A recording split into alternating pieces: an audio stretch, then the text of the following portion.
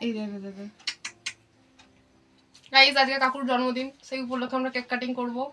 সন্ধ্যার সময় গল্প করতে করতে কাকু বললো আজকে একজনের জন্মদিন। আমি তো ভাবছিলাম যে কার জন্মদিন, কারণ এখন তো কারোর জন্মদিন নেই। তারপর কাকু নিজেই বলছে যে আজকে তো আমার বার্থডে, তাই আমার সামর্থ্য অনুযায়ী একটু কেকের ব্যবস্থা করেছিলাম। বার্থডে বয়ের কেক কাটিং দেখে আমার তো হাসতে হাসতে পেটে ব্যথা হয়ে গেছিল। এইভাবে কেউ কেক কাটে? আমাদের সাথে এত মজা করতে হবে না, তুমি কেকটা কাটো বলে কেকটা কাটালাম।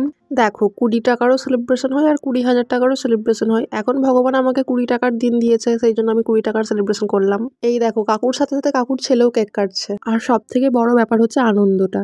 সেলিব্রেশন করার মধ্যে একটা আলাদাই আনন্দ আছে, সেটা 5 টাকার হোক, 10 টাকার হোক, বা 5,000, 10,000। কাকিমা আমাকে এমনভাবে কেক খাওয়াচ্ছে মনে হচ্ছে আমারই বার্থডে।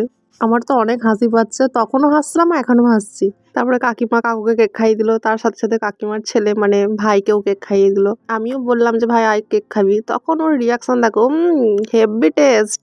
সবাইকে কেক দেওয়ার পর যখন দাদুকে কেক দিয়ে দেখলাম, দাদু বলছে কিসের জন্য কেক আজকে? আমি বললাম তোমার ছেলের বার্থডে, তার জন্য কেক খাওয়ানো হচ্ছে।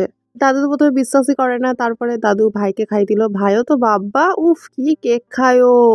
আর একজনেরও বার্থডে আসছে সামনে, তো সেই ভ্লগটা দেখার জন্য আমাকে অবশ্যই ফলো করে দিও। আজকের মতন টাটা, দেখা হচ্ছে পরের ভ্লগে। টাটা।